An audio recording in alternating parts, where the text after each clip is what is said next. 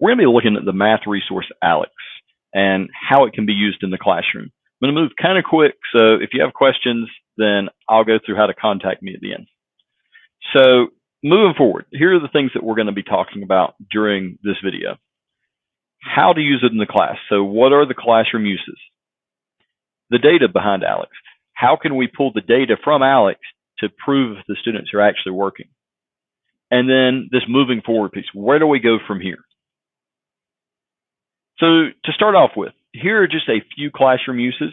Now, this is by no means meant to be a comprehensive list where these are the only uses, but these are some pretty simple things to implement.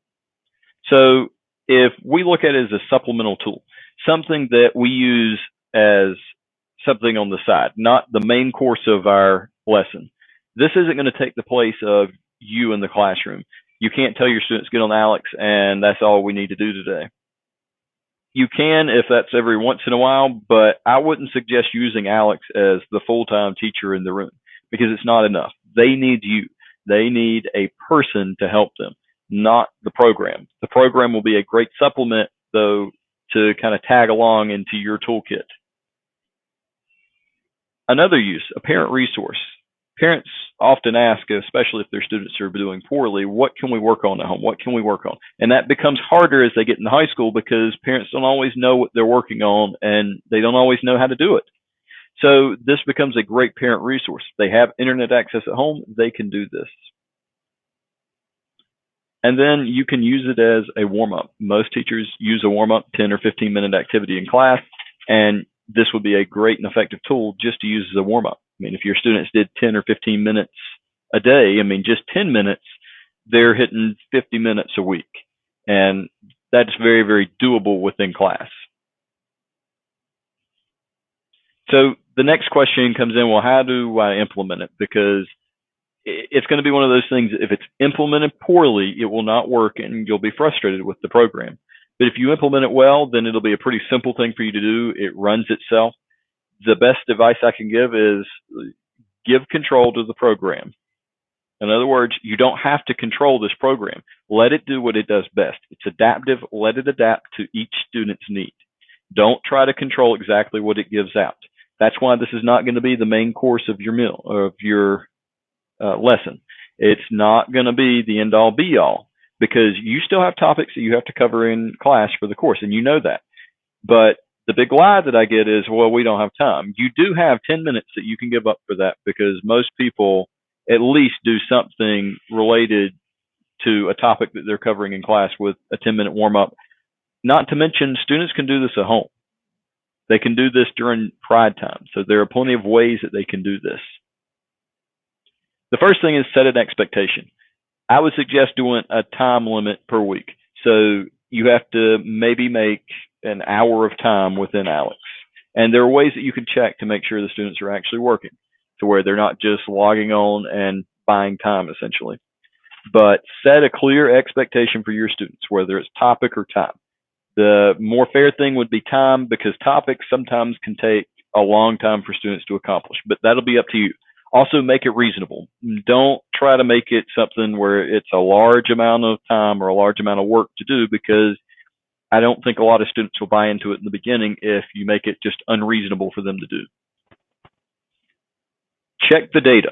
So when you set that expectation, make sure you go back and check the data because there's no way to prove that the students are actually doing it unless you're looking at the data. And then finally, follow through. Just like anything else you would do within class, follow through with that expectation. If a student is not meeting that expectation, you need to have a conversation with that student about what they can do to change. What are the things that they can do to hit that expectation?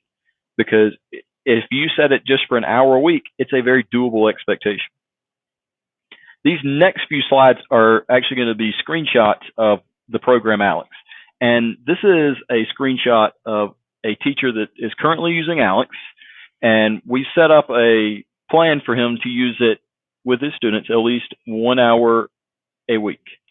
And most of that stuff is done outside of class, or they might have 10 or 15 minutes here and there to do inside of class. But for the most part, they are responsible for working on this some other time.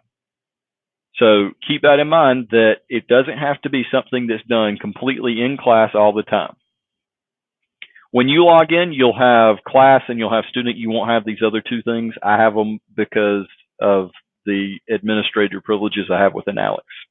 But you'll need to select a class, and then the thing you'll need to click on is reports. Once you do that, it'll be a drop down of all these reports you can view. The one I like the best, though, is time and topic. That gives me the most information on whether my students are just sitting there with Aleks logged on and not doing anything, or whether they're working. So when I do that, it pulls up a screen for me to set the exact date range that I want the data to pull from. And this is actually everything they've done since August. It gives me the amount of time worked. It gives me the last login. And then this is the column that really tells us a lot. It gives us that total time, but underneath here, these numbers are the topics that they've mastered and the topics that they've attempted. So this first student I know has worked 13 hours and 39 minutes, but they've gotten 123 topics mastered, but attempted 142. So they're on track. And by the way, the student names are blocked out over here. Otherwise, you would see them. But because of security and student privacy, they're blocked out. The one that you need to look at, though, if we're going down this list and looking at time and topics, this student's worked about the same amount of time, a little over 13 hours, but they've only mastered 23 topics. So this student at the top mastered 100 more topics in that same amount of time. And before we start thinking, well, maybe that student's just working slow, maybe they're just slow at it. So, okay, let's check it out. We'll investigate.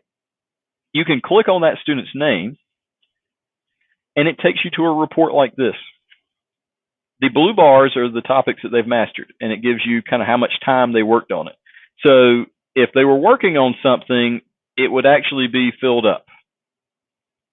Either blue or the orange are topics they attempted but they didn't learn. All of these that are empty means that they just logged on and they were buying time.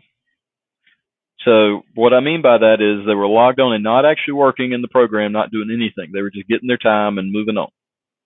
Those are the students that you need to have a conversation with and let them know that you can see that. Do it early, do it often, and that will help the situation with students that try to log on and beat the system. There's no way to really beat the system of Aleks. The good thing is with Aleks, if it's used properly, it'll be a very effective tool for them. If it's not used properly, then it won't hurt. It just won't help them out. But set a reasonable expectation, and the students will really rise to the occasion when it comes to that. I've seen this program work out very well in other counties, and the students don't necessarily like it. It's not entertainment. But as far as growth scores and what they're learning, it is a very effective tool for that. I've seen it firsthand how some students can really grow that otherwise probably wouldn't have. So moving forward, please give Aleks a fair shot for this. Please set up that expectation for how you want the students to use it, and then start allowing them to use it moving forward. If you have questions with Aleks, please shoot me an email.